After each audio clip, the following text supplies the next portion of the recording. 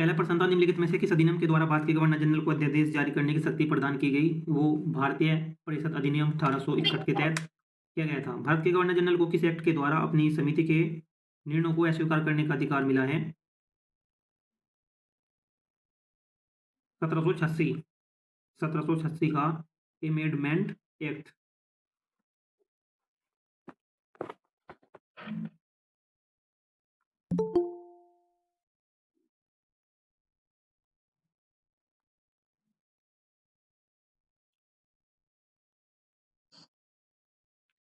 तीसरा क्वेश्चन है भाई, मिंटो मार्ले सुधार का उद्देश्य क्या था?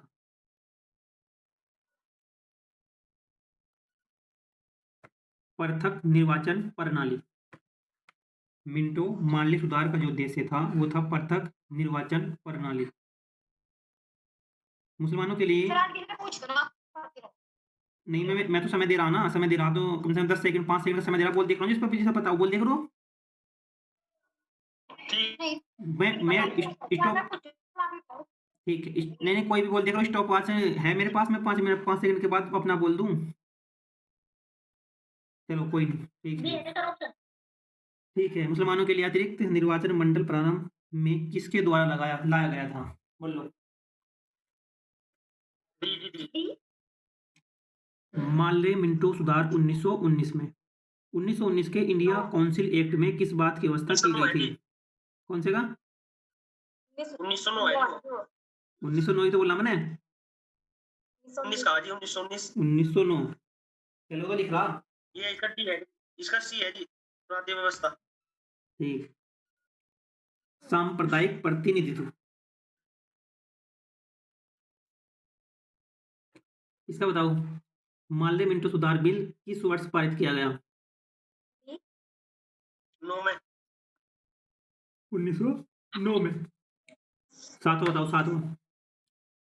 1946 का कैबिनेट मिशन 3 मंत्रियों में गठित हुआ था। निम्नलिखित में से कौन इसका सदस्य नहीं था? अलेक्जेंडर, एमरी, पेंथिक और क्रिप्स। सी बिल्कुल सही है। इनके लॉर्ड एमरी जो है इसके अध्यक्ष नहीं थे।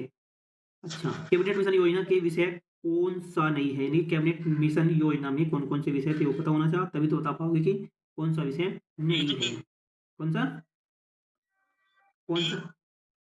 पाकिस्तान की सहयोग करती, बिल्कुल सही है।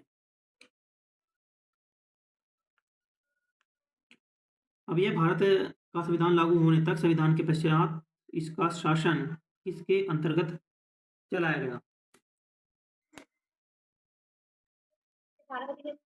ए है 1935 के भारत सरकार अधिनियम के अनुसार चलता रहा जब तक ये पूर्ण स्वतंत्र नहीं हुआ।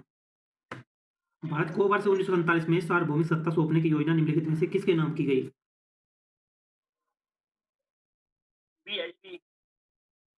माउंटबेटन योजना, यानी कि भारत को माउंटबेटन योजना के तहत 1947 में सार्वभौमिक सत्ता सौंपने की योजना नाम से जानी गई। माउंटबेटन योजना के नाम से जानी गई। कौन सुमेलित नहीं है? तो इसमें देखना कि भारत सरकार अधिनियम 1935 स्वशासन था, कैबिनेट मिशन संविधान सभा का गठन था, साइमन कमीशन भारत विभाजन था, मार्ले मिंटो सुधार सांप्रदायिक प्रतिनिधित्व था। बोलो। इसका है साइमन कमीशन भारत विभाजन। सुमेल नहीं है, बाकी सब सुमेल है, सही है। साइमन कमीशन भारत विभाजन से संबंधित नहीं था। अच्छा, ये भारत सरकार अधिनियम 1935 स्वशासन से संबंधित था। कैबिनेट मिशन संविधान सभा का गठन किया गया था। और मार्ले मिंटो सुधार का मतलब है सांप्रदायिक प्रतिनिधित्व, ये भी सही है। तो बेमेल कौन सा है? साइमन कमीशन है भारत विभाजन। भारत विभाजन के लिए थोड़ा ही ना था Simon commission. Doctor Bhimrao Ambedkar को महात्मा गांधी के मध्य सन 1932 में हस्ताक्षरित पूना समझौते में प्रावधान क्या था?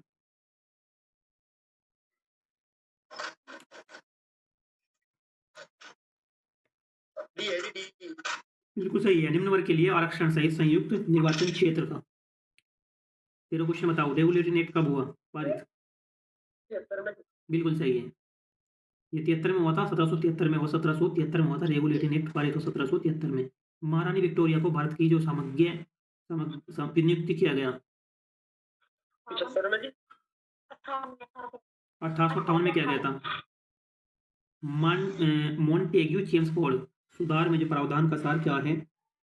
मॉन्टेग्यू चेम्सफोर्ड सुधारों में प्रावधान का सार क्या है?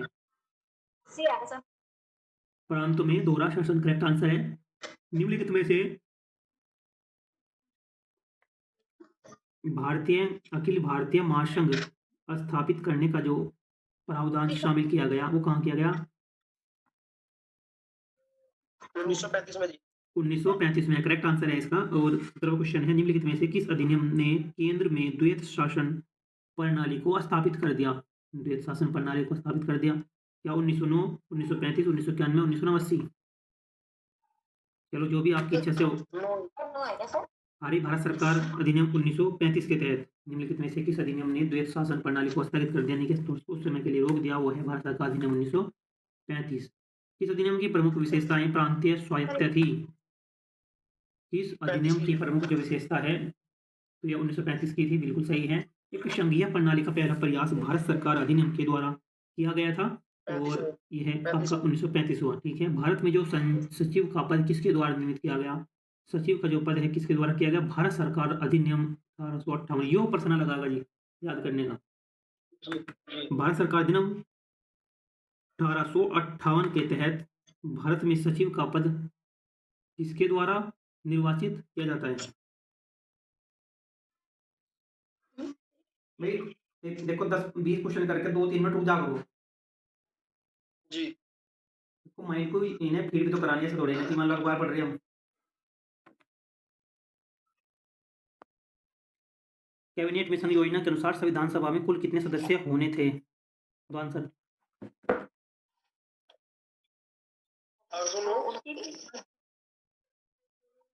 389। कैबिनेट मिशन के अनुसार संविधान सभा में जो सदस्यों की संख्या होनी थी वो होनी थी 389। दूसरा प्रश्न है, सन 1936 में भारतीय राष्ट्रीय कांग्रेस के द्वारा संविधान सभा के गठन की मांग कहां पर हुए संविधान में की गई? फैजपुर में। ठीक है, फैजपुर में। तीसरा है, संविधान पांडुलेखन समिति का निम्नलिखित में से कौन सदस्य नहीं था?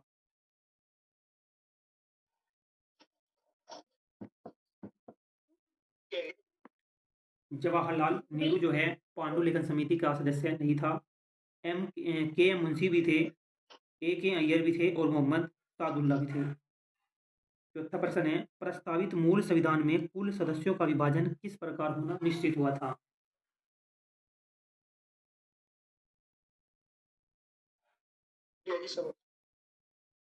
उपयुक्त सभी यानी कि ब्रिटिश प्रांतों में 292 प्रतिनिधित्व, देशी रियासतों के 93 प्रतिनिधित्व, मुख्य कमिश्नरी क्षेत्र के 4 प्रतिनिधित्व, यानी कि सभी के सभी जो है उपयुक्त थे।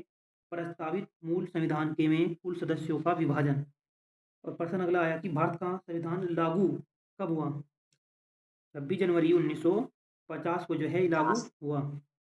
अच्छा, पुनर्गठन के फलस्वरूप 1947 में संविधान सभा के सदस्यों की संख्या कितनी यानी कितनी रह गई?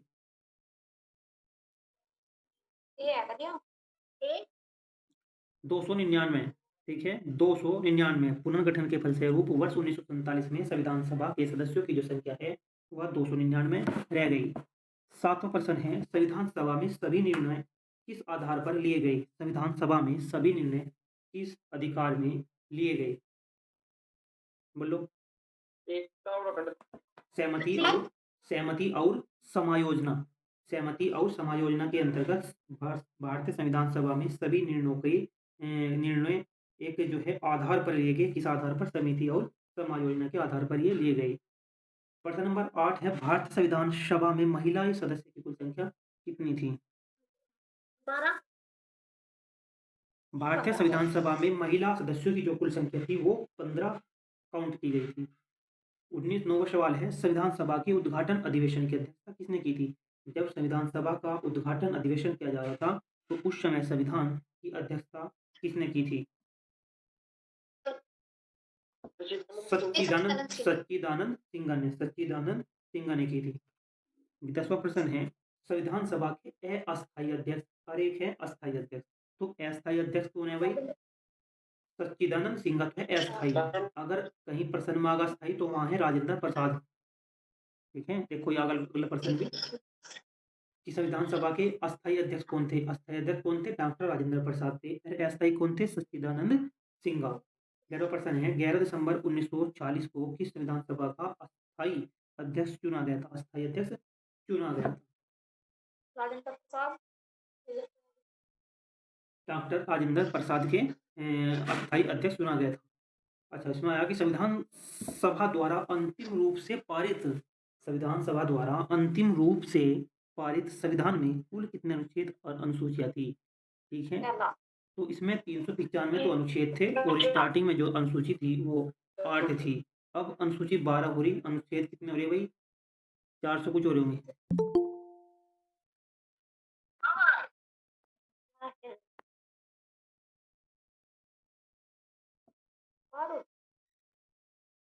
तो इसमें दिया भाई संविधान सभा के कितने उपस्थित सदस्यों ने संविधान पर हस्ताक्षर किए?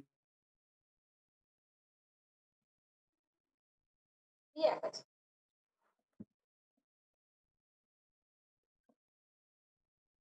284 सदस्यों ने। संविधान सभा के कितने उपस्थित सदस्यों ने संविधान पर हस्ताक्षर किए थे?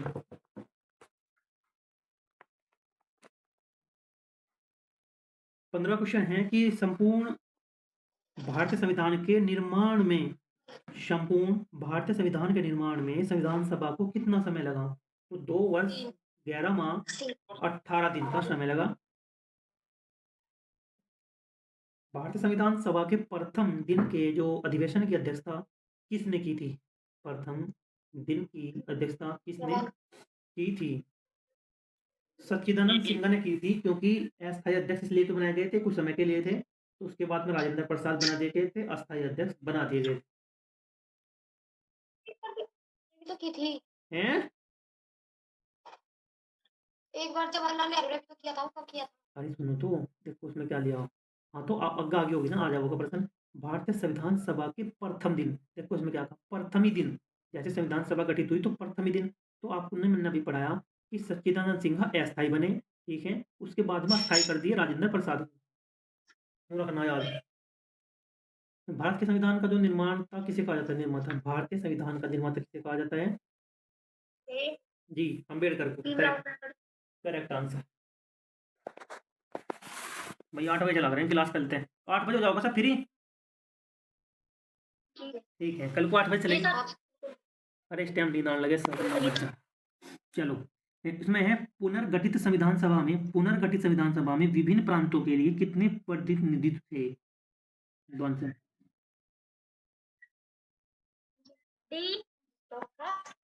229, यानी कि जब पुनर्गठित संविधान हुआ, सभा में विभिन्न प्रांतों के जो कितने प्रतिनिधित्व थे, वे थे 229। संविधान सभा में किस प्रांत का प्रतिनिधित्व सबसे अधिक था? संविधान सभा में किस पंथ का प्रतिनिधित्व सबसे अधिक था? वो था संयुक्त प्रांत। 20वां प्रश्न है संविधान सभा में किस देशी रियासतों के प्रतिनिधित्व की प्रतिनिधि में भाग नहीं लिया?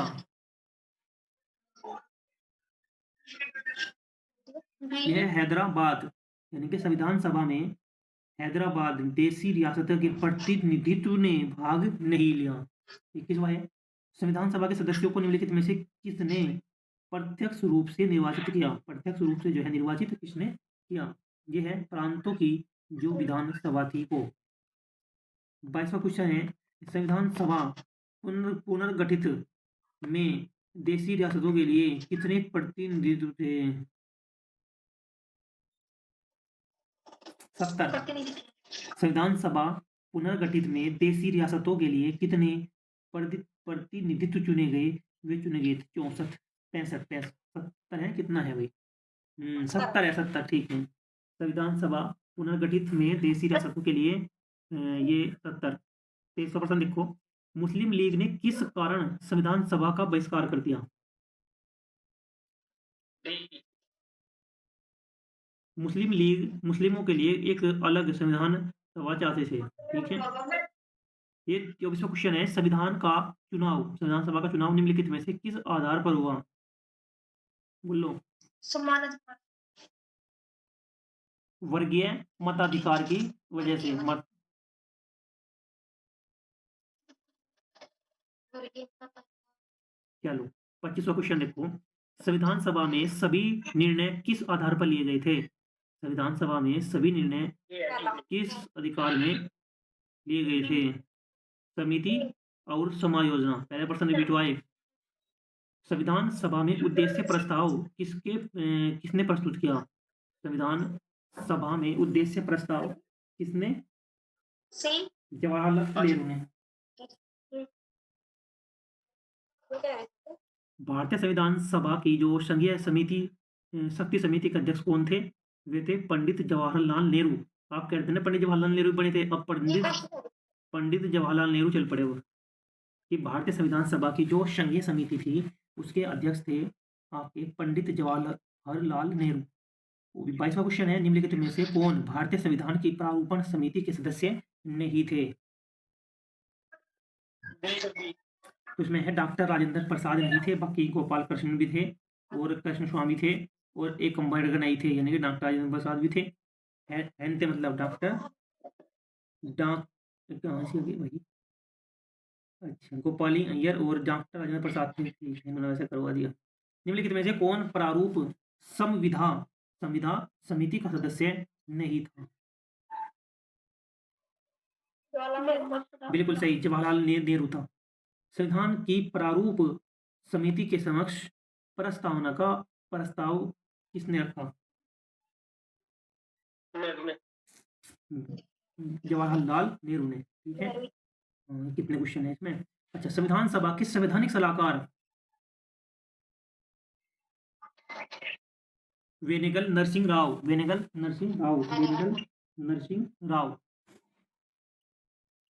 संविधान सभा के चुने हुए अस्थाई अध्यक्ष कौन थे? संविधान सभा के चुने हुए अस्थाई, हाँ चलो, डॉक्टर राजेंद्र प्रसाद और भाई डॉक्टर राजेंद्र प्रसाद ही थे, अस्थाई अध्यक्ष थे। और अस्थाई की बात करें तो सच्चिदानंद सिन्हा थे। बस दो ही तो याद करना। पहले दिन ही किसे बनाया गया भाई? पहले दिन ही अस्थाई को बनाया जाएगा, दूसरे दिन तो होगा वो अस्थाई, तो अस्थाई बना दिया गया। अच्छा, प्रश्न आएगा आपका 33वां है, हट गए। अच्छा 33वां, निम्नलिखित में संविधान सभा का सदस्य नहीं था, तो उसमें था HMHHF में गढ़ी। ठीक है,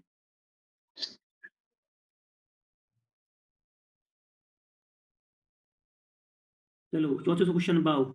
1922 ईस्वी में निम्नलिखित में से किसके द्वारा उद्गार व्यक्ति किया गया कि भारतीय संविधान भारतीयों की इच्छा अनुसार होगा? महात्मा गांधी जी महात्मा गांधी। संविधान सभा के प्रारूप समिति की नियुक्ति कब की गई थी?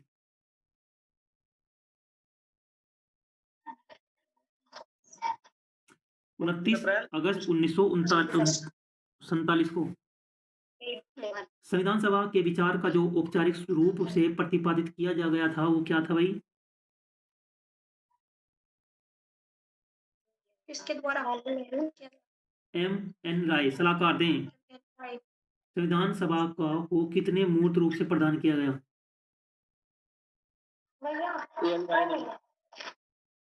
इसमें है जवाहरलाल नेहरू और इसमें है भारतीय संविधान को किसने बनाया? तो भारतीय संविधान को संविधान सभा ने ही बनाया और किसने नहीं बनाया। संविधान सभा का प्रथम अधिवेशन कहाँ हुआ? मेरठ में हुआ था। दिल्ली में क्यों दे दिया मैंने? अच्छा ठीक है, दिल्ली ऑप्शन नहीं है ना, वो मेरठ। चलो 40वां क्वेश्चन देखो। 1938 ईस्वी में व्यक्ति के वयस्क मताधिकार के आधार पर संविधान सभा के गठन की मांग की गई। जवाहरलाल नेहरू। बिल्कुल सही, जवाहरलाल नेहरू। संविधान सभा ने संविधान को अंतिम, क्वेश्चन नहीं दिख रहा है, अब देख लो दिख रहा है हमें तो। 41वां क्वेश्चन देखो। नेट तो खत्म नहीं कर देता हूँ पहले ही, नहीं जब दिख रहा। ठीक है आप लोग पर कर देता कोई नहीं, अब जब यहीं रहेगा, जहाँ से यहीं रहेगा। संविधान सभा के संविधान को अंतिम रूप से किस दिन पारित किया गया? 26 नवंबर 1949 को। जी जी जी। संविधान सभा अंतिम रूप से किस दिन आखिरी बार मिली? संविधान सभा अंतिम रूप से किस दिन इस दिन आखिरी बार मिली? यह 24 जनवरी 1950 को। 43वां क्वेश्चन देखो, 43वां। संविधान सभा के गठन की मांग सर्वप्रथम 1895 में किसके द्वारा प्रस्तुत की गई? किसके द्वारा प्रस्तुत की गई? बाल गंगाधर तिलक के द्वारा ये प्रदर्शित करी गई। तो भारत की संविधान सभा गठित करने का आधार क्या था?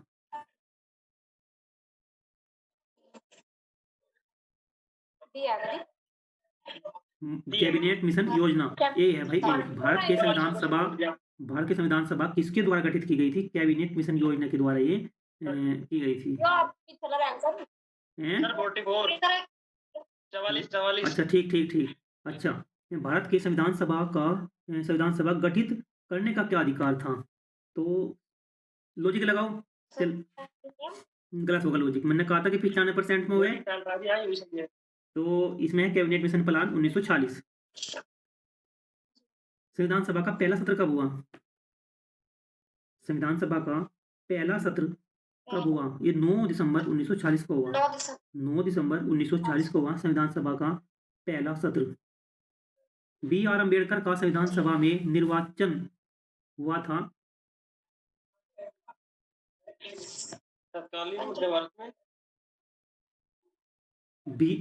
पश्चिमी बंगाल में, यानी कि बी.आर. अम्बेडकर का संविधान सभा में जो निर्वाचन हुआ था वो हुआ था पश्चिम बंगाल से। संविधान सभा के सदस्य प्रतिनिधित्व कौन थे? संविधान सभा के सदस्य प्रतिनिधित्व कौन थे? जनता द्वारा अप्रत्यक्ष निर्वाचित। जनता के द्वारा अप्रत्यक्ष और निर्वाचित। वही 50-55 है। अब देखो, भारतीय क्या हुआ? क्या हुआ? हैं?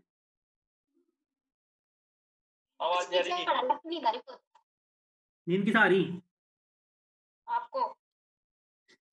क्यों?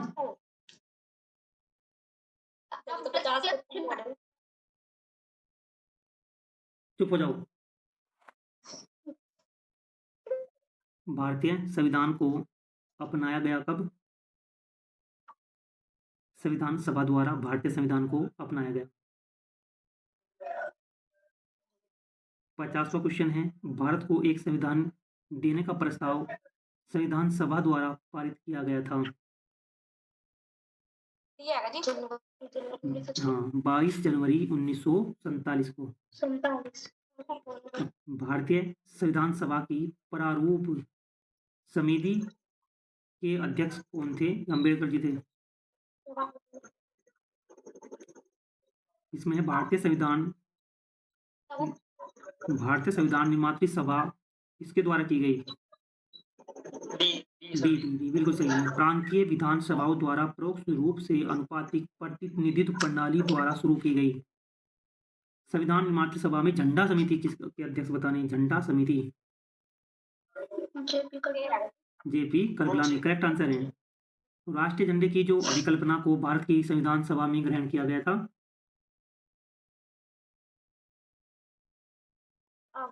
जुलाई 1947 में।